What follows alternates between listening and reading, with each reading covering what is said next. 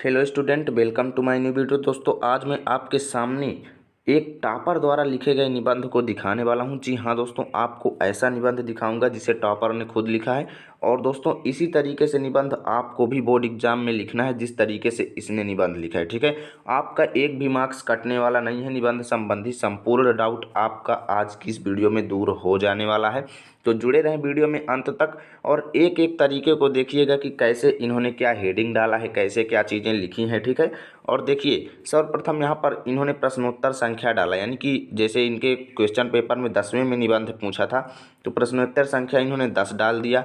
उसके बाद देखो 3-4 टॉपिक रहते हैं। ठीक है, 3-4 टॉपिक में से किसी न किसी टॉपिक पर आपको निबंध लिखना होता है जिस पर आपने तैयार किया है। ठीक है, तो इन्होंने क्या किया, बेरोजगारी की समस्या टॉपिक पर निबंध लिखा। ठीक है, अब देखिए दोस्तों, निबंध लिखते समय इन्होंने क्या क्या सावधानियां रखी कि इनको फुल मार्क्स मिले। ठीक है, क्या क्या सावधानियां रखी, किस तरीके से निबंध इन्होंने लिखा कि एक भी मार्क्स इनका नहीं कटा। ठीक है, तो आप देखिएगा, चलिए वीडियो में अंत तक जुड़े रहें, एक एक चीज़ें दिखाने वाले हैं। ठीक है, तो यहाँ पर देखो दोस्तों, क्या किया इन्होंने, सर्वप्रथम रूपरेखा हेडिंग डाला। तो मैं आपको बता दूं दोस्तों, जब आप बोर्ड एग्जाम में निबंध लिखने जाएंगे तो रूपरेखा हेडिंग आपको भी पहले डालना है। इतना ध्यान दीजिएगा, रूपरेखा हेडिंग सभी को डालना होता है जो भी निबंध लिखता है। ठीक है, तो रूपरेखा हेडिंग जरूर डालना है। उसके बाद पहली हेडिंग प्रस्तावना, प्रस्तावना हेडिंग पक्का है, इसे तो जरूर ही डालना है। यानी रूपरेखा पहले आपको लिखना है, उसके बाद प्रस्तावना हेडिंग डाल देना है। उसके बाद क्या करना है, आपको अपने टॉपिक से रिलेटेड कुछ हेडिंग्स बनाना है। जैसे बेरोजगारी की समस्या इनका टॉपिक है। ठीक है, तो बेरोजगारी की समस्या पर कैसे कैसे इन्होंने हेडिंग बनाई। जैसे देखिए, बेरोजगारी का अर्थ क्या है। ठीक है, यानी कि बेरोजगारी जिसके बारे में हम बता रहे हैं, भाई इसका अर्थ क्या है कि बेरोजगारी है क्या, पहले ये बता देते हैं। ठीक है, उसके बाद बेरोजगारी एक अभिशाप है। ठीक है, इन्होंने दूसरी हेडिंग डाला कि बेरोजगारी एक अभिशाप है। उसके बाद देखो हेडिंग डाली बेरोजगारी की समस्या का समाधान, कि भाई बेरोजगारी इतनी खतरनाक समस्या है तो इसका समाधान कैसे होगा। उसके बाद उपसंहार, ये कन्फर्म हेडिंग है। ठीक है, यानी 3-4 हेडिंग्स आपको कन्फर्म डालना है। पहले तो आपको जो भी टॉपिक पर निबंध लिखना हो, प्रश्नोत्तर संख्या डालने के बाद उसे हाईलाइट करके बीचों बीच इस तरीके से कॉपी पर लिखना है। ठीक है, उसके बाद आपको क्या करना है, रूपरेखा हेडिंग कन्फर्म है, आपको चाहे जिस टॉपिक पर निबंध लिखना है रूपरेखा हेडिंग जरूर डालना है। उसके बाद पहली हेडिंग प्रस्तावना होना जरूरी है, इसे जरूर डालना है। उसके बाद लास्ट हेडिंग उपसंहार होना जरूरी है। ये हेडिंग यदि नहीं रहेंगी तो निबंध आपका अधूरा रहेगा और आप फुल मार्क्स नहीं प्राप्त कर पाओगे और आपका टॉपर होने का सपना अधूरा रह सकता है। तो इतना ध्यान दीजिएगा, प्रस्तावना हेडिंग, रूपरेखा हेडिंग, उपसंहार हेडिंग, हाईलाइट किया हुआ टॉपिक, इतना लिखना बिल्कुल भी मत भूलें। ठीक है, उसके बाद देखो इन्होंने बेरोजगारी की समस्या पर प्रस्तावना कैसे लिखा, इसी तरीके से आपको भी बना करके लिखना है। जैसे देखिए, बेरोजगारी की समस्या हमारे देश की एक प्रमुख समस्या है। ठीक है, पहले ये इन्होंने बता दिया। उसके बाद क्या लिखा, आजकल पढ़े लिखे युवक भी बेरोजगारी के कारण परेशान है। ठीक है, यानी कि पढ़े लिखे जो युवक हैं, बड़े बड़े डिग्री धारक जो हैं, वो भी आज क्या हैं, बेरोजगार हैं। और आगे क्या दिया है, लोगों ने अपने परंपरागत जातीय व्यवसाय को छोड़ दिया है। यानी कि आपको जिस टॉपिक पर निबंध लिखना है सर्वप्रथम उसके बारे में 2-4 बातें आपको अपने से सोच विचार के लिखना है। जैसे देखिए, इन्होंने लिख दिया कि परंपरागत जातीय व्यवसाय छोड़ दिए, यानी कि जो उनके पूर्वज करते आ रहे थे वो रोजगार उन्होंने छोड़ दिए। सभी नौकरी की तलाश में है। ठीक है, ऐसी स्थिति में कितने लोगों को नौकरियां प्राप्त हो सकती हैं, कि भाई सभी लोग नौकरी ढूंढ रहे हैं, कितने लोगों को नौकरियां मिल सकती हैं, जबकि इनके स्थान जनसंख्या की दृष्टि से सीमित है।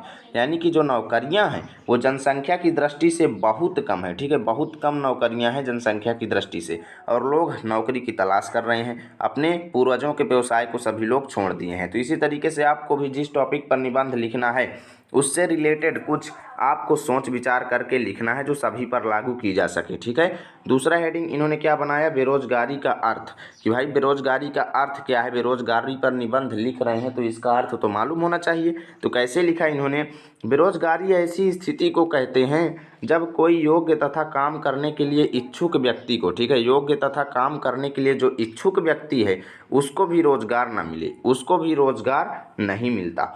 अब ये नहीं कि कोई काम करने योग्य व्यक्ति नहीं है, वो लंगड़ा है, लूला है, काना है, अब पता लगा वो काम करने योग्य नहीं है और आप कहते हो कि वह बेरोजगार है। तो ऐसे लोगों को नहीं कहते। जो लोग बेरोजगार होते हैं वो जिनको चाहते हुए भी काम नहीं मिलता, यानी जो चाहते हैं कि हमें काम मिले फिर भी काम नहीं मिलता। ठीक है, यहाँ तक कि निश्चित मजदूरी पर भी कार्य न मिलना बेरोजगारी कहलाता है। ठीक है, बालक, वृद्ध, रोगी अथवा अपंग व्यक्तियों को बेरोजगार नहीं कहा जा सकता है, क्योंकि ये काम करने के इच्छुक व्यक्ति नहीं है। ठीक है, उसके बाद देखो दूसरी हेडिंग क्या है, बेरोजगारी एक अभिशाप।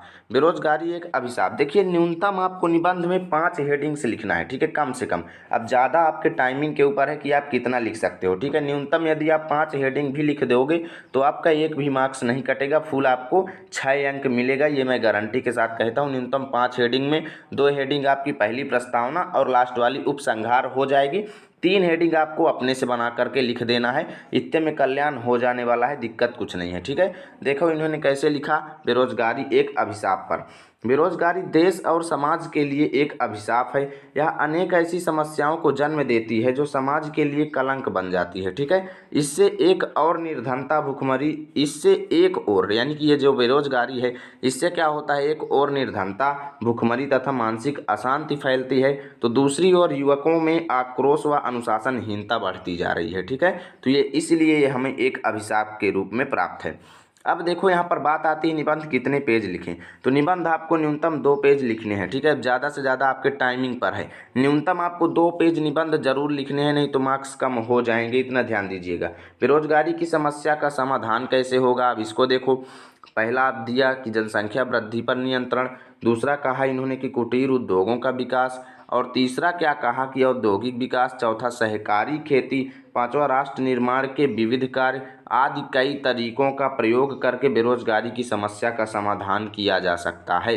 साफ साफ इन्होंने बता दिया कि बेरोजगारी की समस्या का समाधान कैसे किया जा सकता है। ठीक है, तो ये इन्होंने अंतिम हेडिंग, और इसके बाद देखिए एक हेडिंग और डालना है, उपसंहार। ठीक है, उपसंहार में आपको अपने विचार प्रस्तुत करना है तथा देश की सरकार द्वारा कुछ किए जाने वाले कार्यों के बारे में बताना है। जैसे देखिए उपसंहार में इन्होंने क्या बताया, हमारे देश की सरकार, ठीक है, हमारे देश की सरकार बेरोजगारी की समस्या के समाधान के लिए प्रयत्नशील है। ठीक है, इस दिशा में अनेकों कदम उठाए जा रहे हैं, यानी कि बेरोजगारी की समस्या को दूर करने के लिए अनेकों कदम उठाए जा रहे हैं। हमारे देश में जो कुछ संसाधन उपलब्ध हैं उनका उपयोग करके भी इसका समाधान खोजा जा सकता है। ठीक है, तो इतना आपको अपने विचार प्रस्तुत कर देना है, और यह तरीका अपनाओगे तो 6 में से 6 लाने में 24 मार्च को कोई भी रोक नहीं सकता है, आपको फुल मार्क्स मिलेगा। ठीक है, यदि वीडियो अच्छा लगा है तो लाइक कीजिए, चैनल पर पहली बार आए हो तो सब्सक्राइब कीजिए, जिससे नए नए वीडियो आप तक सबसे पहले पहुंचेंगे। मिलते हैं आपके साथ अगले वीडियो में, तब तक के लिए जय हिंद, जय भारत।